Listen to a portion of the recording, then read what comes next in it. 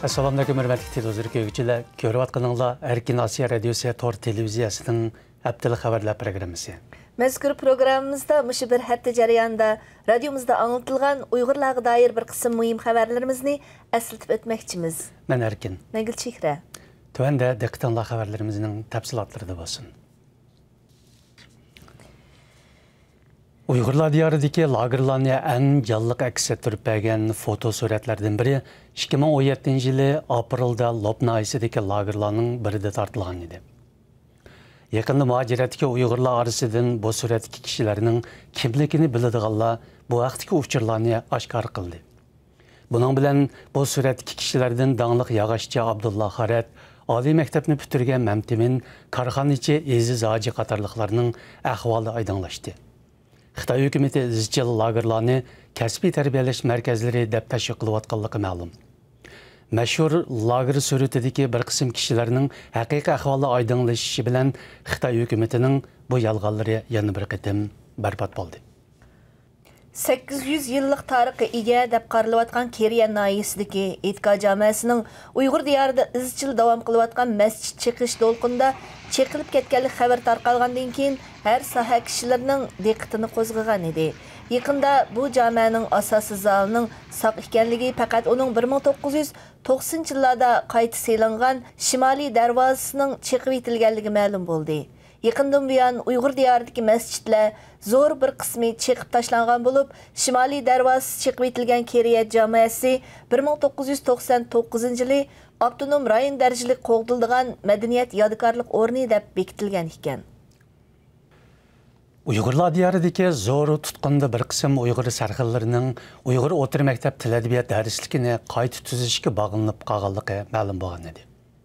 Yaqinda bu kishilar orasida Urumchi Cho'nglar Ma'rif institutining professori Kamil Rehimning borligi oshkorlandi. Ma'lum bo'lishicha, Kamil Rehim dastlabda o'rganishga ilib ketilgan. 2018-yilning yoz oylarida bo'lsa, turmada ekanligi ma'lum bo'lgan. Til adabiyot darsligi masalasiga chetilib qolgan Uyg'ur sarxillari og'ir qamoq jazolariga hukm qilingan bo'lib, Kamil Rehimning qanday jazoga hukm qilinganligi bo'lsa, hozirgacha noma'lum. Yaqinda Xitoyning ommaviy taratqularida Xitoy o'lkalaridagi Xitoy yoshlarni Uyg'ur diyoriga kelib, Uyg'ur qizlariga o'yilishga da'vat qilish mazmunidagi e'lonlar ko'plab o'tirg'i chiqdi. Uyg'ur erlarining lagerlarga ko'plab qamalishi haqida turli uchurlar o'tirg'i chiqayotganda, Xitoy doiralarining bo'lsa, himoyasiz qolgan Uyg'ur qiz cho'kanlariga Xitoy o'lkalaridan loyiq chaqirishi hamda buningdagi maqsadlar har soha kishilari orasida kuchli inkas qo'zg'amoqda.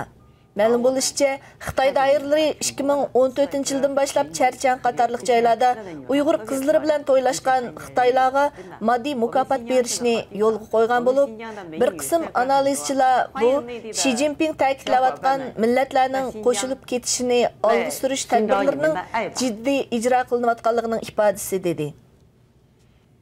Yaqinda Uyg'ur diyoridagi shaxsiy kitobxonlarning taqilayotganligi haqida ko'plab uchurlar ma'lum bo'lishga boshladi. Bir qism kitobxonalarga pechat silingan bo'lsa, yana bir qism kitobxonalar egalari muddatsiz qamoqqa hukm qilingan. Yaqinda Pensilvaniya universitetining o'qituvchisi David Detman Qashqar va Xotan qatorliq joylarda bir qism shaxsiy kitobxonalarning pechatlanganligi haqidagi foto suratlarni e'lon qildi. Analizchilarning fikricha, shaxsiy kitobxonalarning taqilishi bir qism Uyg'urlarni iqtisodiy ziyonga uchratishdan boshqa texmi muhimi Uyg'ur tili va madaniyatini yo'qotishdagi bir muhim vosita hisoblanadi ekan. Qozog'istonlik Uyg'ur yoshlaridan Aziz Nurumov yaqinda Ostona shahrida o'tkazilgan jiu-jitsu musobaqasida oltin medalga erishib, Uyg'urlarga yana bir qitim sharaf keltirdi.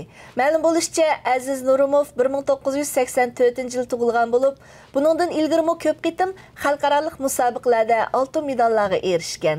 O'rta Osiyo Uyg'urlaridan chiqqan bir qism yoshlar yaqinqi yillardan buyon tanarkatning o'xshamagan turlarida o'xshamagan natijalarni qo'lga keltirib, Uyg'urlarning xalqarada tonilishiga belgilik hassa qo'shmoqda ekan.